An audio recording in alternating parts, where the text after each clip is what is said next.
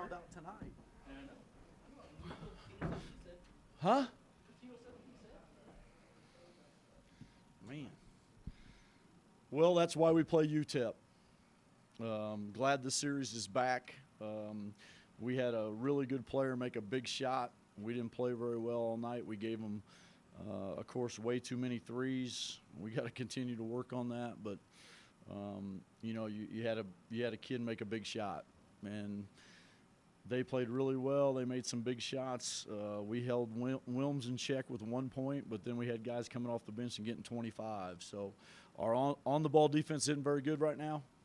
Our three-point defense isn't very good, but our guys hung in there. I thought Xavier made 3 big-time plays, and if it wasn't for him coming in late and making those tough-nose plays, I don't think we would have got over the hump. But we finally got over the hump, and we won a close one. So probably we were up 18-21, tried to play the bench, tried to develop the bench, and it bit me.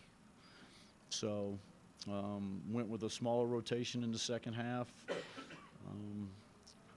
And then they made some shots, so you got to give them credit. They played extra. You know, it doesn't matter how you're playing or, the game you got next or the game you played before that. When it's UTEP or when it's New Mexico State, that's the way it's going to be. And I'm just glad that Coach Floyd wanted to play the game, get the series back. I think it's great for both fan bases. It's great for us, not only our fan base, but, he's got good teams. He's a hell of a coach. And, I'm just glad we're playing again and excited to continue it. We'll go down there next year, and hopefully it's as good a contest as it was this year. Is that exactly how you drew it up there at the end? No. No. I'm not going to take any credit for that. The only thing I said was go get the ball. So he did that, but he made a big shot. But he played outstanding, but there's some things that, I thought I thought he made some big plays. And, you got to give them credit. They came in here and they played extremely well, made tough shots. And we just kind of, we were up 18 at one point when I subbed and put the whole new group in, and it went 21-10 real quick. And that's a good learning thing for me to show in film. But it's different playing them. It's hard to prepare for in that he plays triangle and 2, box and 1. You don't see it all year.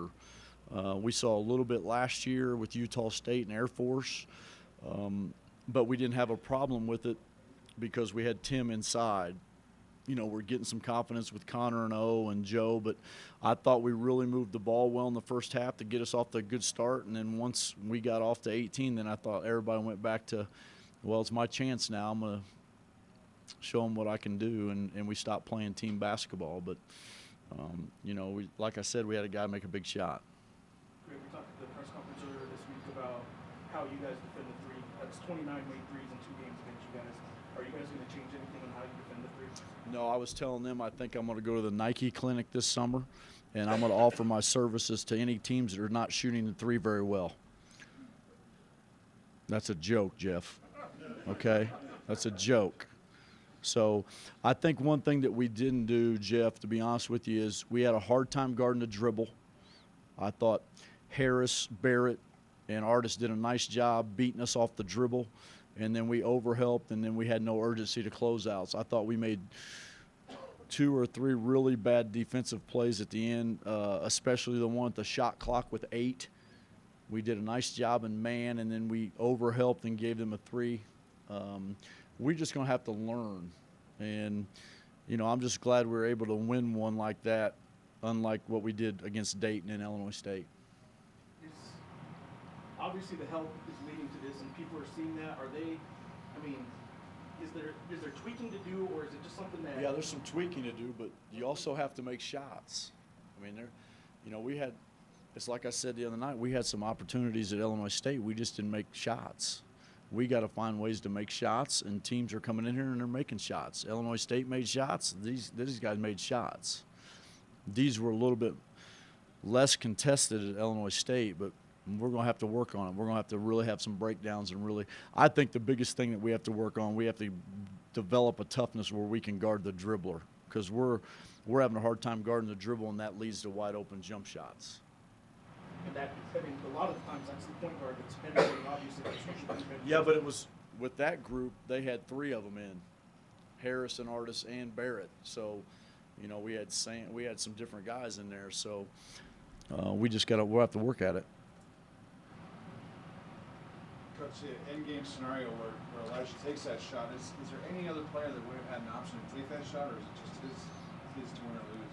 I don't know if he'd have passed it. So, I mean, we just went and got him. It's Lobos. We just got the ball to him. We just went up and screened him and let him go.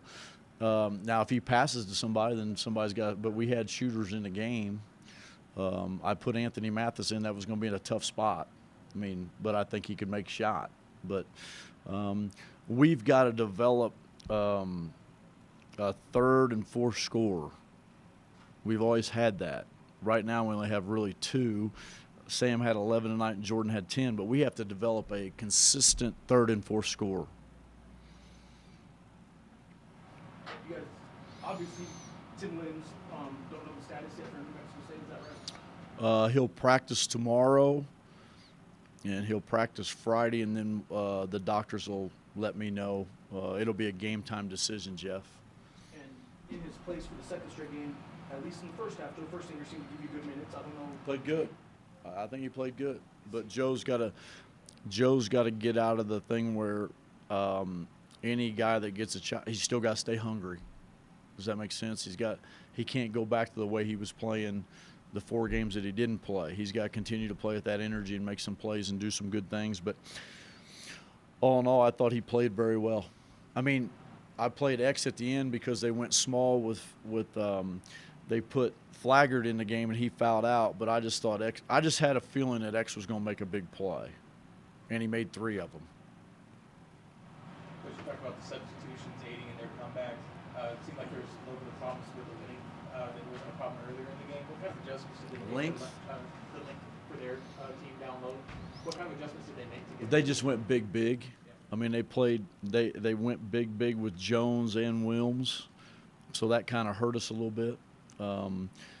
You know, we're not one of those teams, and they're developing that we really go to Joe and O. So early on, I thought that we were able to play against them. That's why they went 2-3 zone a lot in the first half.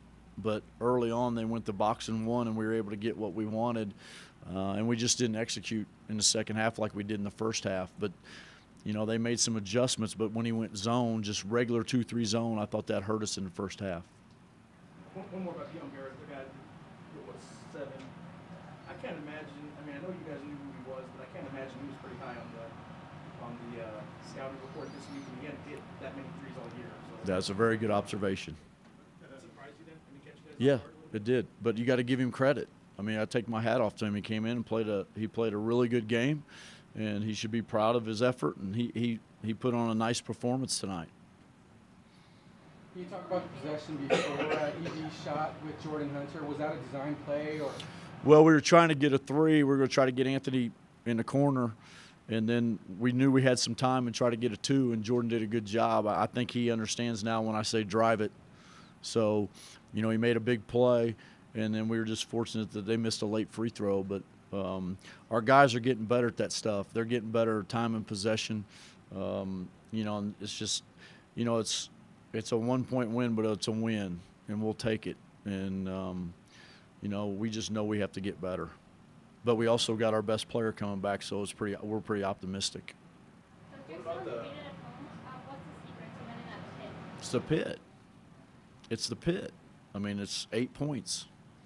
It's an 8-point deal, 6 or 8 points. So, you know, we really appreciate the fans that came out tonight. I thought they saw an exciting game, a little bit too exciting for me, but you know, we appreciate our fans, but they make a big difference. I mean, it's a big home court difference, and you know, our goal is to try to win them all here.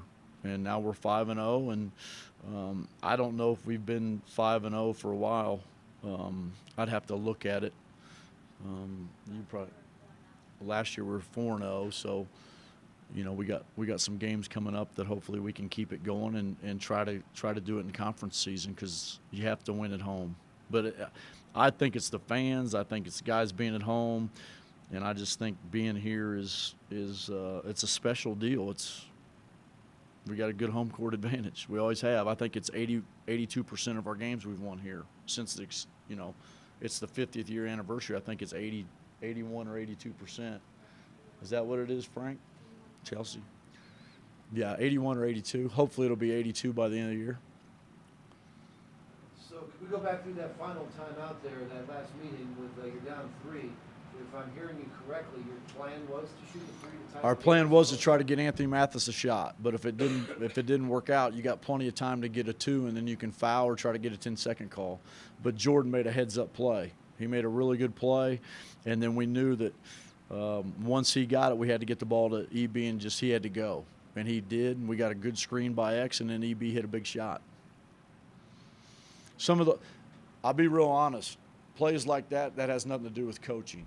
That's just players making plays. I mean, you see it all the time in the NBA. You see it all the time. Guys got to make plays. Guys make shots, and he made a heck of a play. Thanks. I was just curious as to what your strategy was coming out of that team of 3. I think you can get a 2 or you can get a 3, whichever comes first. But we'll take it. I mean, like at Illinois State, for example, we went 3, and he got fouled. So he got 3 free throws. Then we went 3 again, down 4, and he made it. We're down 1. So you can go at it, but I've always been the guy that let's get as much as we can if we can get a right execution. But Jordan made a good play because they kind of took away what we were trying to do, and he made a good play going on the rim. So, I mean, that's what players do. They make plays. What are we talking about, State? MSU today, or you can do a press tomorrow? I'll do it tomorrow. I don't want to take away from this. It might be bad luck.